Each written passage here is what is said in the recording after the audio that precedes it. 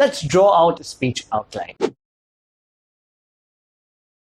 Now let's break it down and use this particular speech as an example. This speech is one that we had written for one of our articles on climate change, and you can download a PDF version of this, link in the description. Don't worry too much about the actual content or the stance of the speech. For now, we're just using it as an example to see how to structure a speech outline. Okay, the first thing we start off with is something known as the through line and the takeaway. And it's critically important because for a lot of us, when we give a speech, we tend to cram so much information over there that the audience might get confused as to what we're actually trying to say. So to avoid this and to be very clear as to what the final action is that the audience needs to take, we need to state our through line and our takeaway. The through line is basically that one single idea that runs through our entire speech. In this case, the through line is very simple. When will we start taking climate change seriously? This one idea runs throughout the entire speech. And the takeaway defines what action do we want the audience to take after they're done with their speech.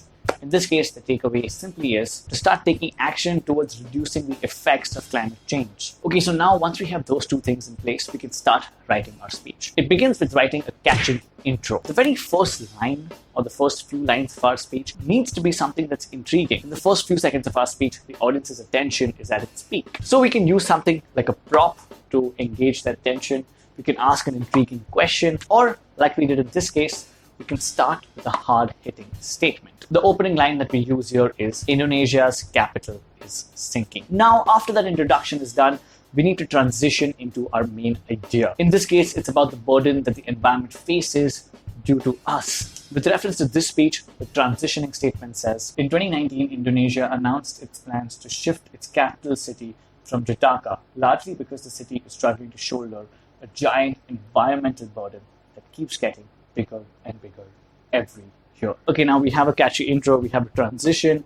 Now we get into the meat of the speech, which is the body. The body can be divided into 1, 2, 3, or even more parts. And each part can be some sort of story or subpoint that elevates the message of our speech. I personally prefer doing a little bit of both, having a story as well as a subpoint. In the case of this speech, we start with a story. We give an example about a farmer whose life has been affected through climate change. This is mainly done to create some sort of emotional connect with the audience. They can sense that even though we know that this issue has been pressing on, but we add a human element to it, people just tend to take things a little more seriously. The second part of the body focuses on the subpoint of us actually not taking this pressing matter more seriously and how we're so distracted by so many other things which are not even closely as important as climate change. And finally, we have our conclusion. Ideally, we should end our conclusion with something known as a call to action, which is basically our takeaway, what we had written earlier. What do we want the audience to do after they are done listening to the speech? In the case of this speech, the conclusion is, Indonesia's capital is sinking,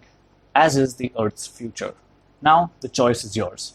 Would you rather let it sink, or will you throw it a life jacket instead? What I also like about this speech is that there is an element of book ending, which means that we are ending the speech in a similar space that we started in. We started it with the statement, Indonesia's capital is sinking, and our third last line is the exact same. So it forms a nice balancing effect, and it helps the audience remember our main point a little better. Now, while this outline is fine, it's not enough to really draw a compelling speech. So we also can add something known as speech sprinklers to this. These are basically small linguistic tools that we can use to make our speech just sound better. Two tools come to mind here. One is Rhetorical Devices. Rhetorical Devices heavily help enhance our speech, and we've made an entire video on these devices which you can check out, link in the description. But other than that, let's just discuss one or maybe two devices here. For the sake of this video, let's just discuss one rhetorical device, which is antithesis. It basically means to draw some sort of contrast. In this speech, we have used antithesis by saying we need to do something about this issue, not just for our sake, but for the sake of our children. And the second speech sprinkler is something known as the rule of 3, which basically means stating something in a factor of 3. Why 3? Because humans react better to patterns, and the number 3 is the minimum we need to create some sort of pattern. In this speech, we use the rule of 3 by saying students finish high school and enter universities. People switch jobs, or maybe someone moves to a new place. But I highly recommend you dive deeper into the aspect of speech openings and closings to make almost any speech sound more compelling. We've created extensive videos on both these topics, which you can check out right here and here.